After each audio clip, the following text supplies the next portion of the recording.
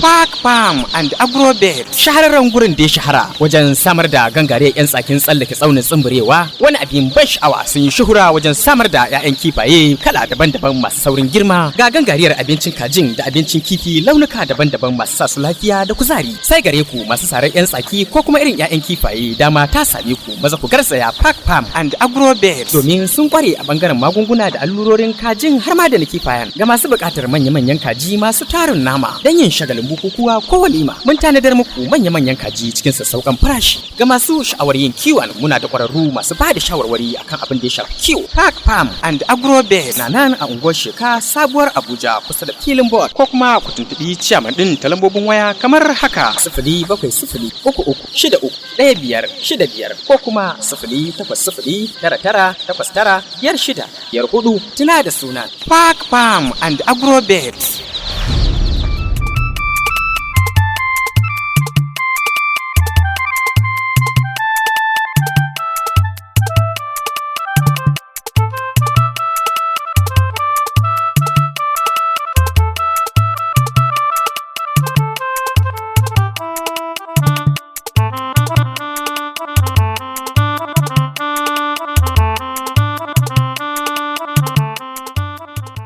Za mu yi magana ne akan kajin gidan gona, yadda suke da kuma dangoginsu. Kamar yadda mafi akasarin mutane suka sani ko kuma ake tunanin, kajin zamani sun kashi kaso biyu: kaza mai kwai layers da kuma kaza mai nama wato broiler. Amma abin ya wuce haka, domin kafin ka zo kan wannan nau'o'in akwai abin da ake kira grand parent stock, kakanni da kuma iyaye wato parent stock. Wannan daga cikinsu ne aka samu nau'in kaji da muka yi magana a kansu wato layer da kuma broilers. Nagarta da inganci na wannan iyaye da kuma kakanni su ne suka samar da 'yan tsaki masu inganci wanda manomi zai iya amfani da su. Duk wani naƙasu na wannan iyaye da kakanni ba zai samar da 'yan tsaki wanda ake da bukata ba. Kaji masu kwai a ƙasar nan suna da yawa, amma sun bambanta a gurin asali. Mutane sukan ɗauki nau'in gashi a matsayin bambanci, wanda abin kuma ba haka yake ba. Za ka ga akwai jar kaza, akwai kuma baƙar kaza, akwai kuma farar kaza. Haka kuma abokan haihuwarsu, ma'ana zakaru wanda ake kira kokorat, suke fitowa da nasu nau'in jikin. Hakan yakan sa waɗansu suna da tsawo, waɗansu kuma za a gansu gajeru. Wasu sukan kai yanka a sati 5, wasu kuma sukan kai sati 7 bayan an raine su da kulawa ta bai ɗaya.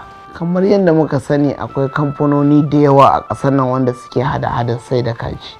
Harkar saye da sayarwa ta kaji ta shiga wani yanayi na wanda manoma sukan shiga hannun ɓata gari, wanda suke sayar musu da kaji marasa inganci da kuma cikakkiyar lafiya. Ana sayar musu da zakaru ko crate a matsayin layer ko kuma broiler. Ya kamata manoma su tabbatar da inda suke siyan tsuntsaye, magani da kuma abin da ya shafe su da shauran abubuwa, ta yadda za ku samu biyan bukata da bunƙasar sana'ar taku. Ya kamata manomi ya tanadi abubuwan da na faɗa a baya kafin ya ɗauko kajinsa daga inda ya siya, musamman ɗakin raino da kuma abinci da magani, shimfiɗa, na'urar ba da ɗumi da kuma haske. Ya zama wajibi ya zama na ɗakin raino iya da ɗumi da bai gaza 37C ba, ko da yake ya danganta da yanayin da ake ciki. A duk lokacin da aka ɗauko kaji, ya zama wajibi a gaggauta sauke su a ƙirga domin a tabbatar kaji sun cika. A tanadar musu ruwa da abinci da kuma magani kamar su vitamin ko glucose da kuma antibiotic. Kafin a ba su abinci, za a riƙa watsa shi a ƙasa kwana 1 zuwa 2 kafin a mai da shi kan mazubin abincinsu. Za a riƙa watsa shi a ƙasa saboda yadda za su riƙa ci a kan ƙasa. Sannan sai a koma zuba abincin kuma a cikin mazubinsu, ma'ana farantai wanda za su ci gaba da cin abinci a kai fida. Lalle ne kar a tafi da kaji cikin zafi ko kuma rufaffen yanayi wanda kajin iska ba za ta shiga ba, za su shiga damuwa. Ya zama wajibi manomi ya zauna a gaban tsuntsaye bayan an juye su na minti 30 zuwa 40 domin ya ga yadda suke shan ruwa da cin abinci. Wanda bai da ƙarfi a ɗauka a bashi ruwa a ajiye shi. Ya zama wajibi ya zamanto mazubin ruwan a duba ba su toshe ba kuma suna fidda ruwa yadda ya kamata ba yadda zai rika fita yana jiƙa gurin ba.